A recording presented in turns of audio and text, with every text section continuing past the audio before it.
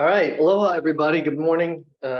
Welcome to Dan and Friends. We haven't had this get together in probably 3.5, 4 months, but it's been relatively stable and just everybody doing their work. And so there hasn't been really, honestly, a whole lot to get together and talk about, but things have been happening here over the last couple months, and I think we got enough to have a good meeting here. And for once, I brought friends, I just want to prove I have friends. But we're going to start today. We're going to have actually Brad from Urgent Care, Jenna from our pharmacy is going to be joining us, and a lot of you know Kris, and she's going to give us a lengthy update with pictures on all the construction, everything you can expect here for the next 4 or 5 months, and then we'll do our usual. I got some pretty decent questions. We'll go through questions, and as always in the meeting chat, you can put up your questions and we'll try to answer them, even if they're doozies. Please be nice and respectful and all that good stuff. And we'll get started here though with Brad. So Brad, not everyone knows you. I know you. He's a great guy, but I'm going to let you introduce yourself. How about that? Yeah, so my name is Brad. I'm the clinic administrator here. I have oncology, so medical oncology, radiation oncology. And then I also now have the brand new urgent care, which I'm here to talk to you about. So this is for information purposes. Our new urgent care is located directly across the street from the emergency department. And we right when you walk in, radiation oncology is on the left. So the urgent care is on the right when you walk in that lobby. Currently, there is a banner on the building, so to help you identify it. And we opened this year in May, and we are open every day, 365 days a year from 7 a.m. to 7 p.m. Dr. Judith Fitzgerald is our medical director, and then we have Dr. Para, Zach Anderson, John Manzella, and Crystal Butita that work in our urgent care, along with a lot of non-clinical and clinical staff. And we're very excited to be here and help everybody. And we have 5 exam rooms. We do see an array of symptoms and diagnoses, including minor accidents, falls, sprains, strains, cuts, lacerations, and cold, flu, COVID, RSV. So just come on in and say hi, and we're happy to be here. So thanks. Absolutely. We're excited about this. As we've gotten some of our construction, I guess, finished on that building, we've expanded our hours and now promoting the service. Mm-hmm. You know, some people ask me, well, why do you have urgent care when the ED is right across the street? And if you've been to our ED, I think we felt like from a long-term perspective, if we had an urgent care that could handle some of the lighter conditions that come up and could be a quicker and really more helpful service, it will help the ED. It also helps us because we're all under the same organization. And if it's more of an issue at urgent care than maybe you think it is, go right across the street, right? So it's almost like the best of both worlds. So I even heard you had a day you had like 38, 40 people. We've had like 45 patients in a day. Yep. That's good turnout, and it's good for us. But interestingly enough, we haven't seen our ER volumes decrease significantly, which is I don't know if I say that's a good thing, but it is a good thing. So I think it's a community service that we need. And if you have any questions or if your service isn't great, you know who to go to here, Brad, right? Brad's the guy. But actually, we've gotten really good feedback from a lot of our patient surveys that they really love the service. So thanks for all the hard work. Mm-hmm. And you are welcome to sit and hang out if you want. And I'm going to introduce you, Jenna. You want to go? Yeah. All right. So you want me to introduce you, or do you want to introduce yourself? Go ahead, you can do it. All right. So Jenna is in charge of our East Hawaii pharmacy. So that's the one that's located in the lobby. It's beautiful. It's new. It's shiny. Looks great.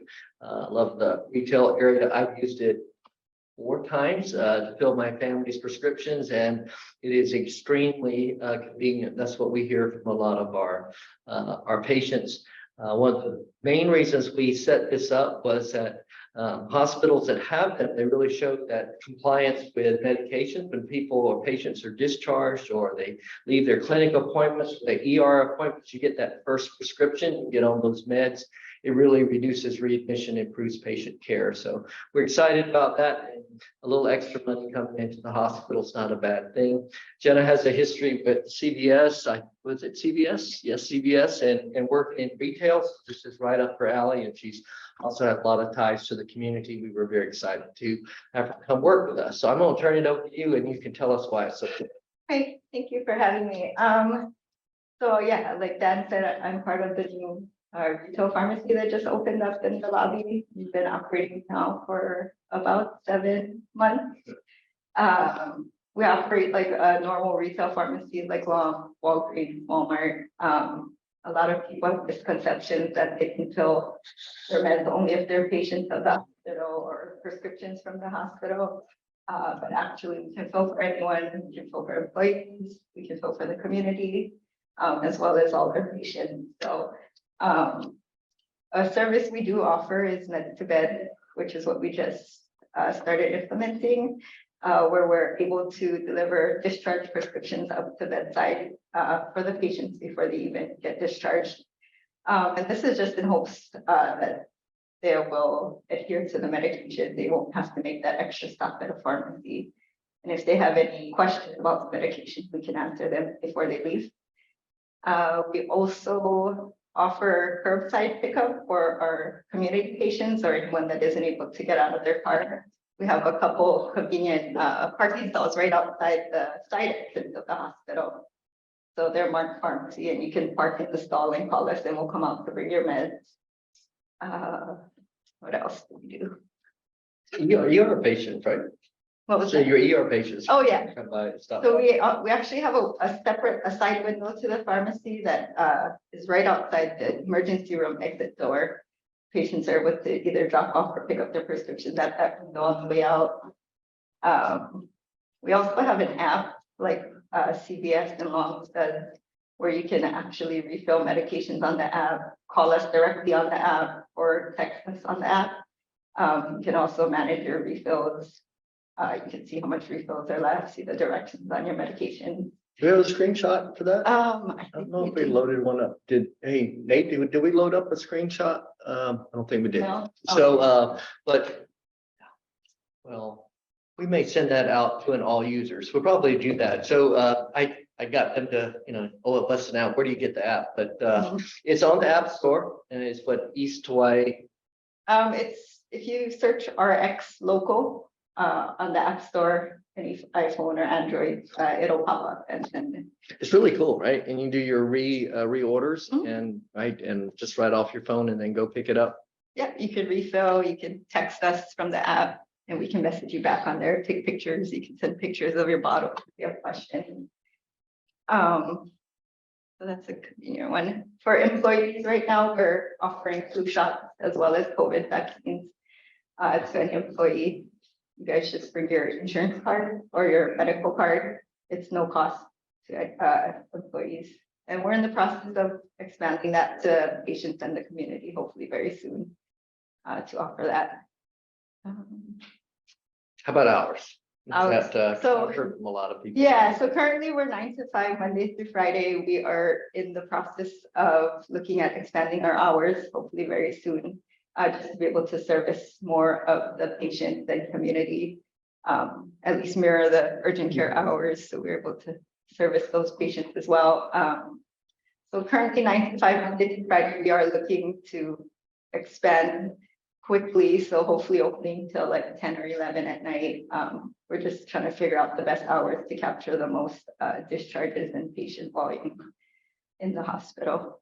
Yeah, we looked at it. It was like, well, how should we operate it? We talked to a lot of the hospitals on the walk, most of which have retail pharmacies, but they run pretty much what we're doing now, which is Monday through Friday. But, when you look at our island and the way we're the only hospital, and basically it's kind of a different operating environment, which is why we are planning here in the next couple of months to go to what is effectively like 16 hours a day. It kind of mirrors our ED as well as our clinic volume here. We have still an overnight pharmacy in Longs, and we really didn't want to cut into that service. So I think we're going to go with the 16 and see how that all works out. But I think that'll be a big help for a lot of our patients, especially in the emergency room. So we're excited about that. Yeah. You get discounts when you go to the retail pharmacy, right? Yeah, 20% off for employees. We have a small front area that offers OTC, just random products that you may need last minute. You guys should come check it out. And if there's anything that you would like us to stock, we can definitely look that up. It's orderable and bring it in for anyone.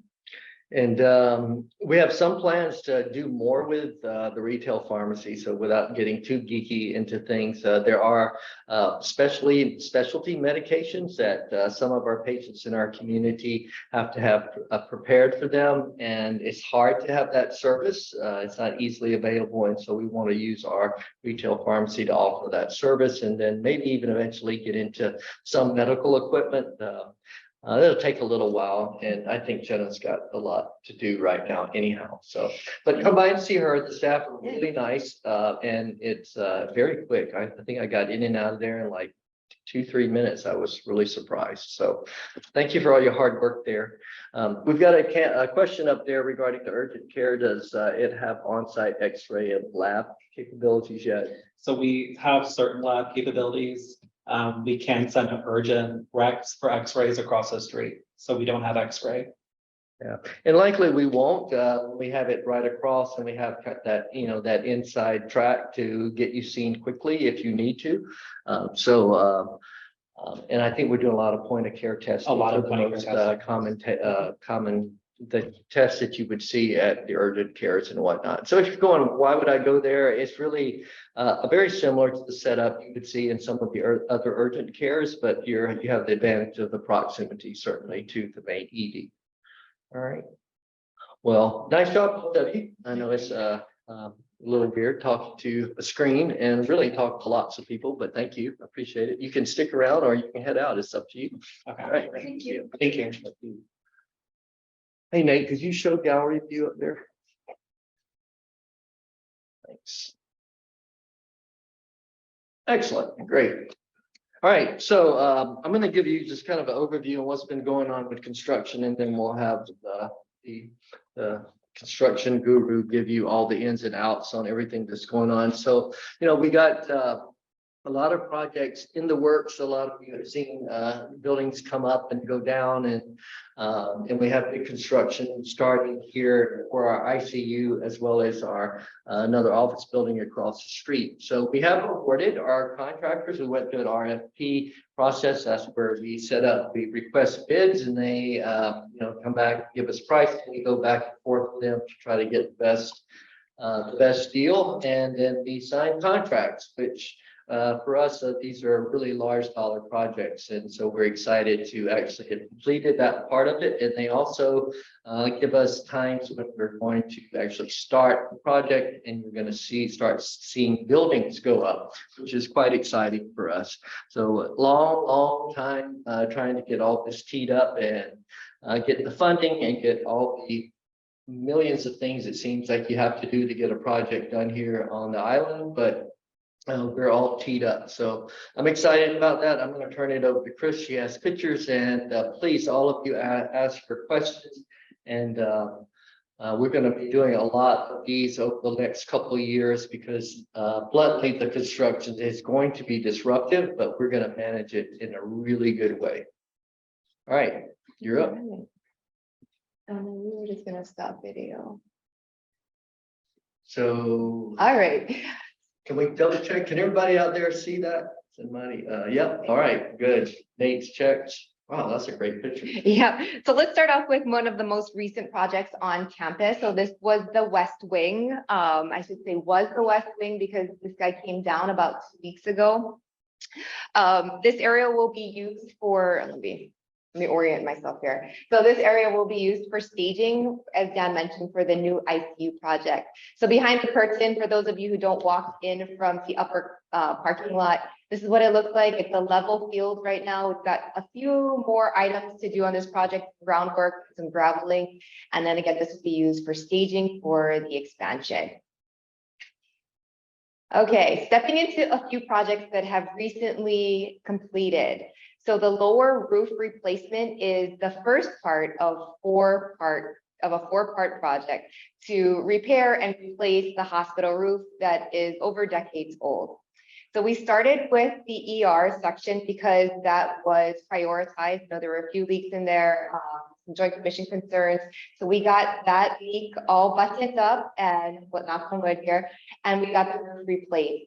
So we will be replacing other areas of the roof within the next 12 months. And the disruption will be very similar to the lower roof replacement, where you'll see scaffolding and you'll also see cranes coming in to take debris off the building and the roofing onto the building.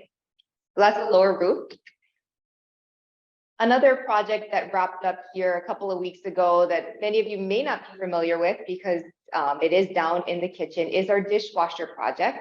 So this project was slated to take just a few months, and like anything else, after we pulled the old dishwasher out, there was pretty extensive work that needed to be completed before we installed the new dishwasher.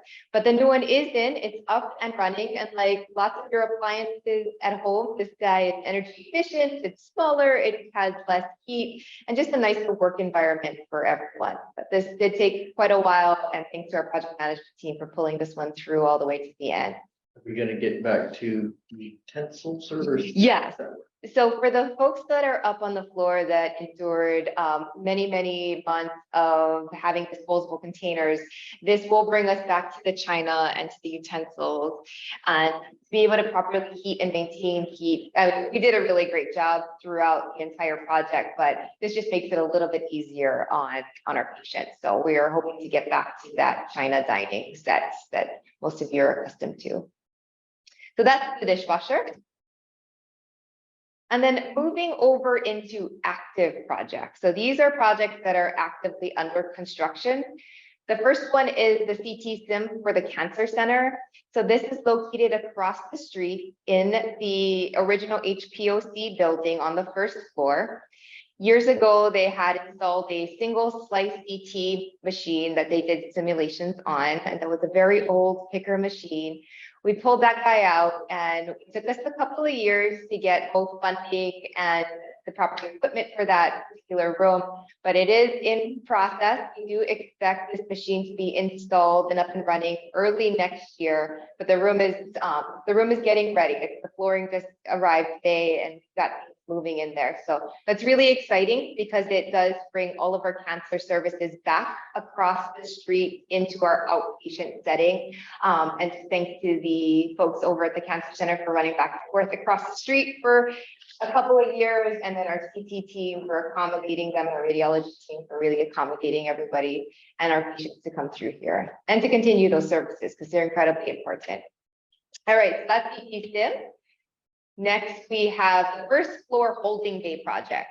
So I did talk about this project about a year ago, and after many delays, but after a few many delays there, we actually got this project kicked off and running. So the picture on the left is the active construction zone.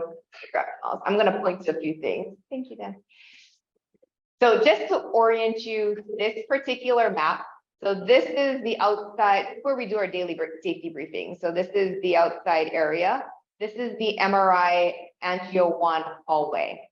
The areas in yellow are all under construction. So this is what is continuing construction. The areas in green have completed construction.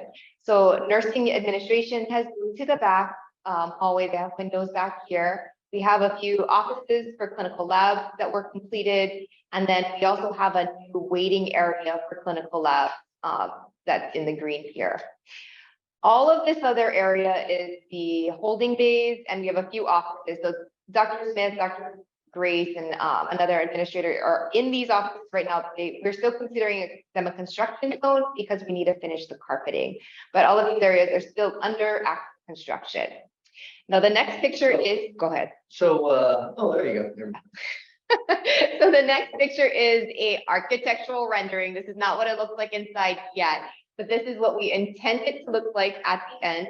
So this would be a rendering if you were standing at the door of the holding bays and you're looking into our new area. So the reason for those is we've obviously grown a lot of our imaging services, both our cardiac angio suite as well as our interventional radiology suite have been put to quite good use, and their volumes and their services are growing. So ideally, as we use those services and as we grow them, you can check in and also you can discover right there in that one area. And I think that will also give us capacity for our short stay area, which is on the second floor currently. So it's just part of our overall growth here, and I'm excited about this. Be a nice place for patients. Yep. Again, kind of co-locating everything, like one-stop shop, so much easier. And then you get your meds on your way out. You go follow up at the clinic across the street. Beautiful. All right. So let's move into what Dan mentioned as the big projects. So these are big future projects. We're going to cover two of them in this session, and the two that will likely be the most, let's see, disruptive, if I can say that, over the next few years. The first, as we mentioned, is the HMC expansion. So to orient you again, just to make sure everybody knows where this expansion is going, it is on the Mauka side of the building, and it's going to attach to the ICU and medical, and then on this side, sorry, this is this would be the reflection room, I'm sorry, and medical, and on this side is ICU and postpartum, and it's going to cover just about the entire physician parking lot as it stands today. So that's where it's going. We're going to have 55 beds. We're going to add just about a little over 70,000 square feet to the facility. Very exciting. So these are just some architectural renderings. So you know what the building is going to look like from the outside. We're not going to talk about the inside, particularly on this town hall. We can cover that later, but I just wanted to again orient you to the outside and potential disruptions that this may occur early next year. What's that building in the front? The building in the front is the support building, so that's where the generator will be. All right, so this is if I was standing maybe up by Kaiser and I'm looking down Waianuenue towards the ER. This is the end of the turnabout. So the building will connect right about there. It'll have a bridge over to the new building. This is ICU, that corner room, I forgot the room number. And this is the corner of postpartum. So ICU will continue on the second floor. We have another unit, 36-bed unit on the third floor, and then there will be covered parking on the ground floor. And then, of course, we've got support structures that need to go in to be able to support this building, and one of them is the generator room, which is right here.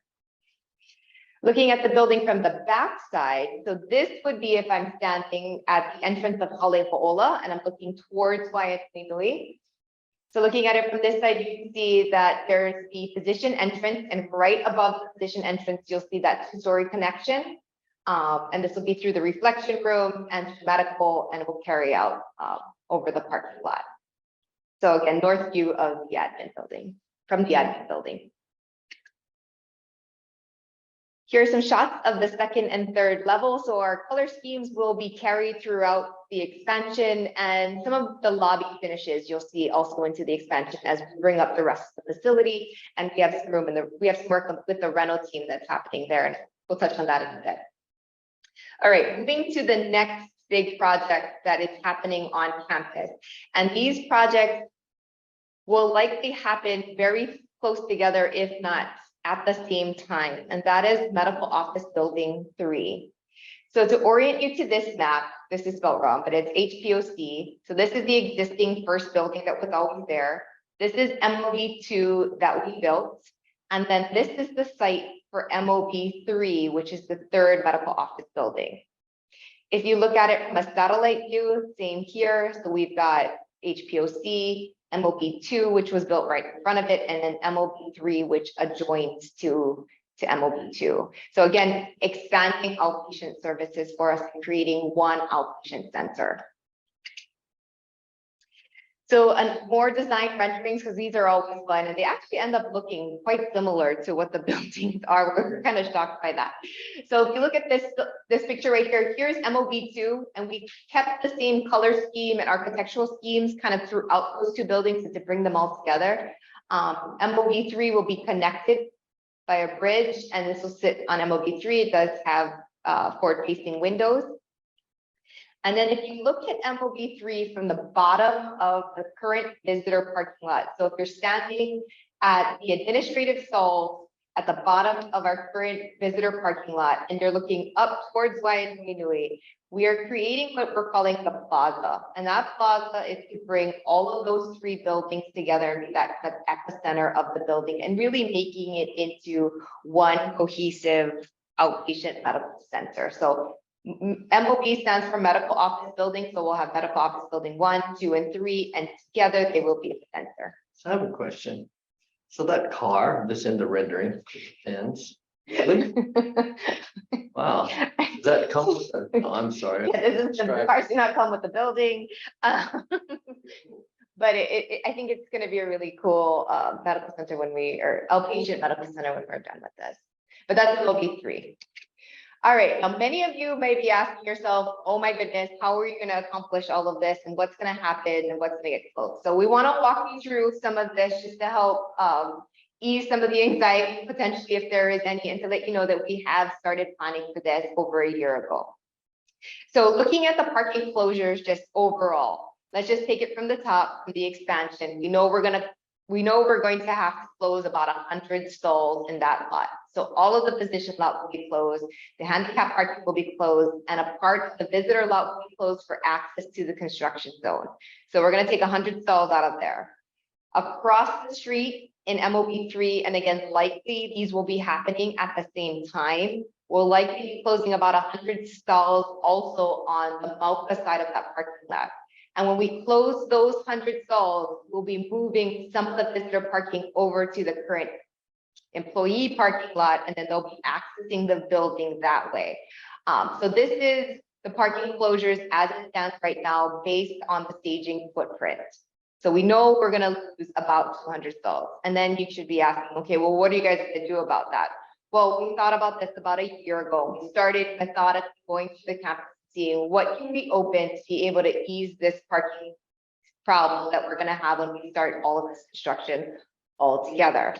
So the first, if you remember back a year ago, was the Pink Palace gravel lot. So we took the old Pink Palace down and we created that gravel parking lot. That lot created about 66 stalls. If you're going to ask me if we're going to pave it one day, you can ask this guy. No, I'm just joking. We do plan to pave it in a future tense, but right now the most important thing was to be able to get parking, and so that's what we did. We created 66 stalls there. The next thing we did is we went across the street and we cleared this whole area. Lots of you have seen that, you parked down there. This whole area got cleared out, and we looked for a site to stage our next parking lot. So we selected something called what we're calling right now the South parking lot, and we will be renaming all of the parking zones as we move closer to the project, so within the next 2 months or so, just to make it easier. But for right now, we've affectionately called it South lot, even though it's not really south, just south of the building.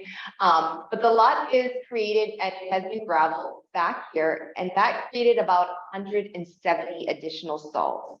We're waiting on bill stops, and we're expecting those to come in within a week or two. And then we expect this particular lot to be open within, I would say, 2 to 3 weeks at most. So then we'll open that lot. That'll also help ease some congestion, get people closer to the building, and give you an area to park when we are going through all of these expansive efforts. So adding them all up and adding one more parking lot. So Hale, we haven't signed these yet, but we have been in discussion with them. We have agreed on these 2 areas. So they have agreed to lease us about 39 additional stalls. So altogether, we're looking at about 275 stalls we have added to our parking. We are taking out about 200 stalls. So we have a positive 75 stalls we've added throughout this effort. If we need more stalls, we'll take a look at it then, but this was just to ease that congestion and knowing that we're going to take out those two major lots for everybody and then shuffling folks around. We also know that we need to make sure we clearly sign, mark, and tell people where to park. So within the coming weeks, we will have areas designated for physicians, employees, and visitors. We will have zones designated. We are finalizing those zones as soon as we get the final staging plans from each of the contractors. So we haven't done that yet, but we have a draft we're working on, and we have a pretty good idea of where everything is going to land. Hopefully, it's as painless as possible through this expansion effort. That's, as you guys already know, is much needed for our community. All right, that's parking. I'm going the wrong way. Okay, let's just talk real quick about renovation projects. So you know we have a 14 member renovation team, possibly more than that. Oli's probably yelling at the screen. But we have renovation projects that happen all year long. The main mission of the renovation team is to keep our campus looking newly refreshed, renovated, and up to par, basically. So we have gone through the surgical pediatrics unit. We have completed 23 rooms. There'll be 24 rooms as of Friday. And then after we finish that unit, we'll be going up to the medical unit. We will also be completing all of the hallways in both of these and all of the units as we work through them, but surgical peds unit will go first. So we'll be reaching out to that unit and letting you know what the disruption will be then, but we will be redoing the floors in all of the hallways. The rental team also has been very busy with part moves, creating procedure rooms, and creating work rooms in different spaces for the organization. So just shout out to them. Thank you for your hard work. And then this lastly, what our future projects look like, what else is going on around the facility. MOB1, which is Medical Office Building 1, the old HPOC, their chiller is set to prepare this weekend. So hopefully everybody's cheering over there. There's pockets of heat and coldness in that building. So the first chiller will be repaired on Saturday, and the second chiller will be prepared shortly after that. The operating room team and the OR team has been working very heavily on design efforts for the new OR. Thank you for that. That should be coming up here within the next couple of months into permitting. We'll be replacing our boilers. We talked about the roof. We have some ECD work to do. And then last but not least, we are looking at expanding our emergency power efforts and our overall facility resiliency. And that's just adding the availability of emergency power to different areas. So we are continuing to work on that. We hear you if you're affected by this. And we should have more to come in December and early January on that project. All right, I think that's. Our vacuum pumps are going on the building. Oh, yeah. Thank you. And our vacuum pumps. So thanks for everybody who endured the last 2 weeks. And shout out to Ha and Biomed and Ed and all of the teams for helping with that. The vacuum pumps have been craned up to the penthouse. And I don't want to jinx myself or them, but we expect them to be online sometime this week. They're up there though. So that's good news. Great, thank you. That made me tired. Nice work, absolutely. Nate. Oh, yes. Oh, yeah, go back to Nate. We'll see if you have any questions up there. Go ahead and get back our full screen. All right. Convertible Cadillac. It's a 59 convertible. It's a caddy. All right. Thanks, Arthur. It's Arthur. All good. That's right. Well, good. So yeah, lots and lots going on. Just proactively and ask you for your patience as we go through the next year. Where our goal is to prioritize access for patients. I think we all agree that they come first. And we'll also, our goal or our commitment is to communicate or to over communicate. So you'll know what's going on and how to manage through the disruption, but we are excited. It is good things and it'll help us serve our community better.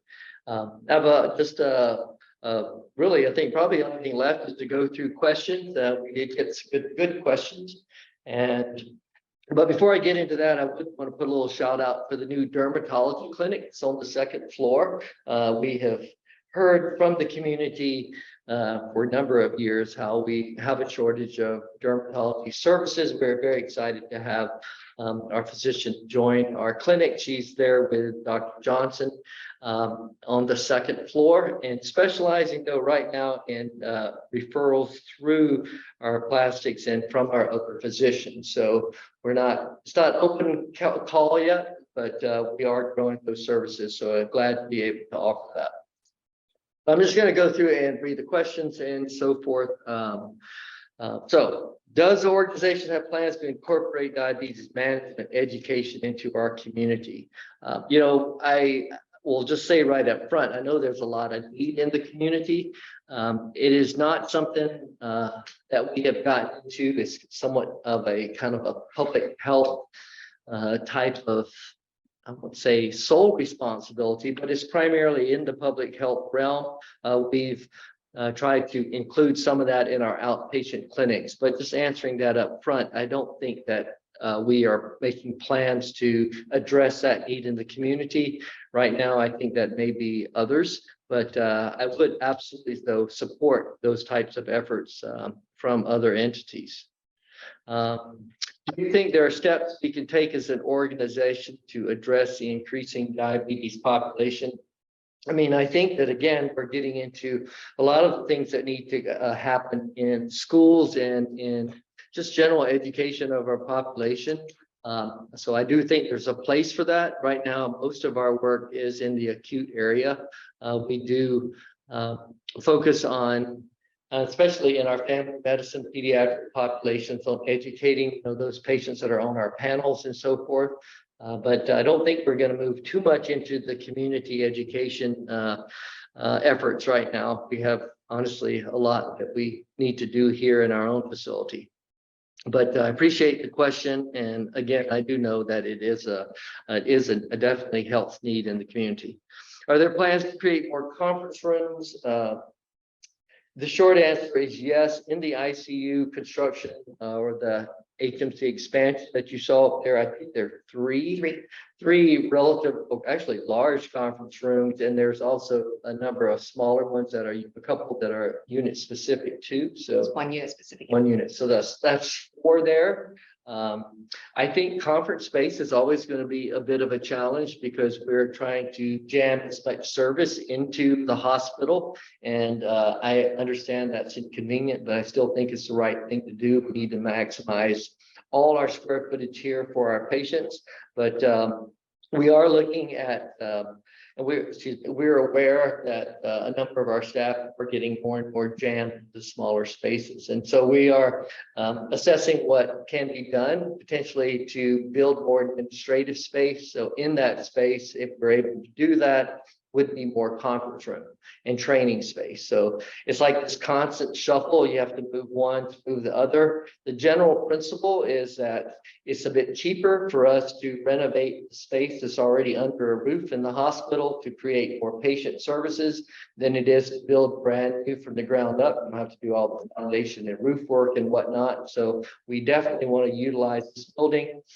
And also in general, office space and space for people like myself and others can more and more get kind of pushed out of the main building and can go into cheaper office buildings and whatnot. So we are looking at what's needed to basically keep pace with our growth and so forth. So for all of you who have put up with little cubicles and whatnot, feel appreciated, and it may be small comfort, but it does help us deliver better patient care. Hot water for the exam rooms and radiation oncology, and also it's cold in that space. So I did pass that on to Kris, and we'll be looking in that to see if we can get better hot water supply there to those rooms. We're going to see what's possible. Yep. All right. And then what's the status of recycling? Also asked Kris, well, a lot of the units, and you see people hauling bags of bottles and cans out of here, but from a larger perspective, we get a lot of cardboard that comes in. Everything comes in seemingly a cardboard box. We actually have to pay a vendor to take our cardboard and recycle it, which tells you how complicated recycling is on the island because of the transport costs. We also, there are some other things that we that we recycle, even our food waste, we try to give to local farmers and whatnot. But I'll just tell you straight up, recycling on an island is not always a cost-effective type of arrangement because it has to get shipped to some place that turns it into new things again. And shipping anything either here to this island or away from it is expensive. So I've asked the team, how can we be more green? And I tell you, it's not that easy. We actually have to pay vendors to take our trash to recycle versus them paying us for it. So just know that we do think about that, but it's not an easy question. Another question was, is there a place to view this town hall? Just for some of you who may have not have heard, we have a YouTube channel at Hilo Medical Center. And I think we leave up there a year or two's worth of these town halls that we recorded. So if you work the off shift or you know someone wants to watch it here for themselves, you can just go to YouTube and watch it on your device. Probably can't watch it on your PC though. You can, Really? yeah, You can? yes, Do you have to have a special PC? no, You sure? yes. Okay, that's old news. Sorry.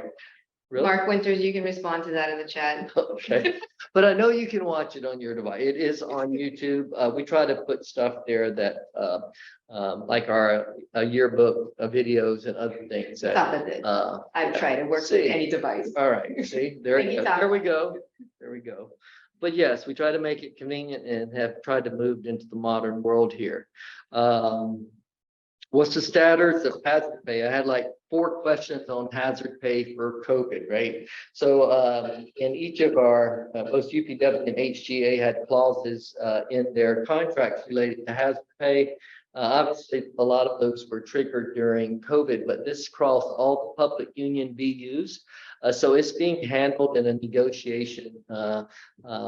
It's been litigated in a couple of jurisdiction, I think in Maui County, and I think there's a couple of others that are out there. But I think the consensus or the strategy is to try to move it into one, I guess, lack of better, one settlement, one agreement, because it involves state and county workers across, obviously, you know, the whole state. And we're included in that. Our stance on this is that we definitely think that there's an appropriate amount of hazard pay for our employees, what exactly that is and how that's done fairly across not just our hospitals, but in all the other areas that were impacted by COVID. I think what we're going to try to do is come to consensus where everyone thinks that it's fair, including our unions and our union members. So we're trying to be part of it rather than go at it ourselves. So that is our stance right now. I have a feeling it's going to take a while. Whatever settlements worked out has to be certainly agreed upon by the legislature and funded. So I would just say to all you guys, just stay tuned. But this one isn't one that we're running, especially not out of East Hawaii. We're going to bring back good morning greetings. Yes, the lobby's done. We had this conversation a couple months ago. And so the first one we're going to do is in January, and we're going to be alternating every other month between the morgue entrance and the main lobby entrance. And the reason we're alternating is because of how parking's been laid out. A lot of people come in through the bottom over there by the VA through that entrance. Probably about half people coming in the morning come through there and the other half of the lobby. So we're going to take turns there, and we look forward to going back to where everything is not bento, right? We're going to be able to just Sure, yeah. yes, because Malasada. speaking of recycling, that's a lot of plastic, right? Yes, that is. So look forward to seeing you all there. And a question about why we don't have metal detectors for the floors. Patients come from ER with weapons frequently. I kind of don't think they do, but I know there's some concern that they may. And how do we keep floor staff safe with all the incidents of patient families shooting up hospitals? So not at all. I know this is it's been a serious issue across the country. There have been incidents, just shooter incidents, regardless, shooter incidences, period, have been an issue all across our country and a tragedy. So I understand why people are concerned. We have to balance that though against the idea that we are a hospital and a community hospital, and we want to be warm and welcoming to families, to visitors. People come here for care and compassion. So I want us to be secure, but I don't think that the solution is to put security guards and metal detectors on each floor and basically turn it into kind of a locked facility. What we do, we have active shooter training, ways to protect ourselves. I think we're in a state where guns are not quite as prevalent. I don't want to say that none of that could ever happen to us.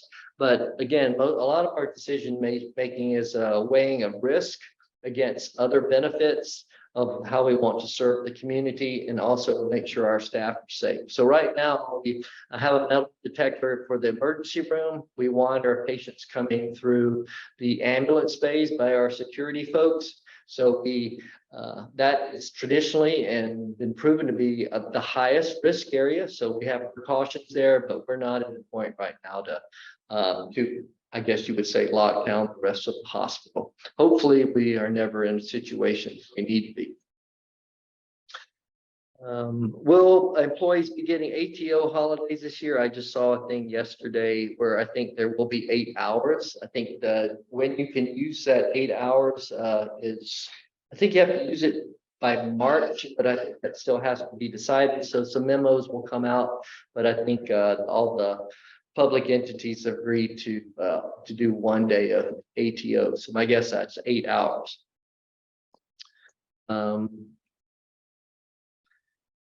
With all the media coverage of the stabbing at Kaneohe State Hospital and the violence at the emergency departments on Oahu, we started to review our policies and procedures overall. We do look at these things, and when these events happen, certainly we look into what happened at the state hospital. My first reaction when I heard it is like, oh my goodness, this was in the facility. Because we have, like in our facility here, many safeguards with security staff on site, right there in the unit. Like, how could that happen? Well, it came out that actually it happened in a transition facility on the campus with a patient who had been given, basically was given permission to leave the campus and come back. It was almost like a transition to basically not being in that facility, a much, much less controlled environment. Very unfortunate that happened. And our hearts go out to those families. But I don't think it was something that right now is analogous to how we care for behavioral health patients in our ER as well as in our inpatient unit. But every time these happen, I think our whole team goes, well, could that have been us? Do we have protections in place? Are our policies good? Over the last couple of years, we've added quite a bit of security staffing to both the emergency room and upgraded some of our metal detector and others. Again, got to weigh the risk against the interventions, and hopefully we make the right decisions here. Let's see. Somebody was wondering what all the protests were about the hospital. Well, there was one gentleman who's been in front of the hospital for 7 or 8 occasions, was not happy with his access to care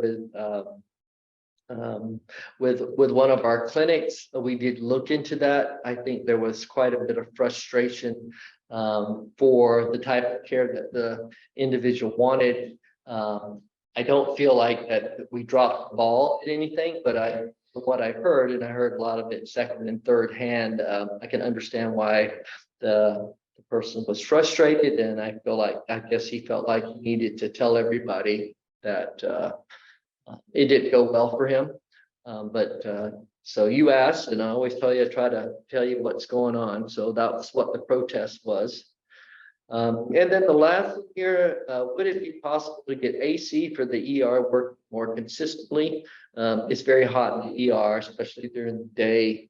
and the fans do little to help. So we are going to assess if our HVAC or our AC is maybe getting a little older. I know it runs at full capacity. We have a lot of traffic through there, but we at different times have had lots of traffic. So it could be that we need to update the size of the equipment or do some other adjustments. I've heard this from others. You weren't the only one to mention it. It seems to happen more often than it used to. So Kris and her team are going to do another assessment and try to track it over time and see if things are a one-off or they actually, the equipment really needs to, we need to come up with a better solution. So it's on the radar. We'll take a look at it. So I think I've gone through everything here. Questions up here.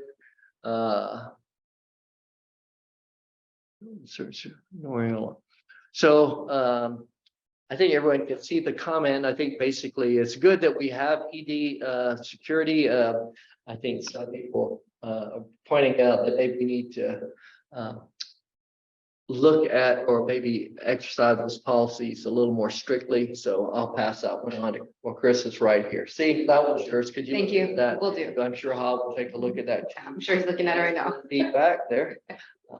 And not a lot of other questions. So I don't have a ton more. I think that we tried to cover a whole lot. If you're on for these events, I want to make sure there's enough for you to justify you spending your valuable time.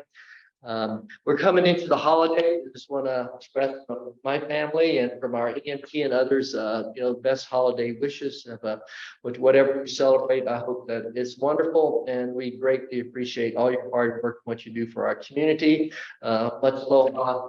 Great day. Bye, everybody.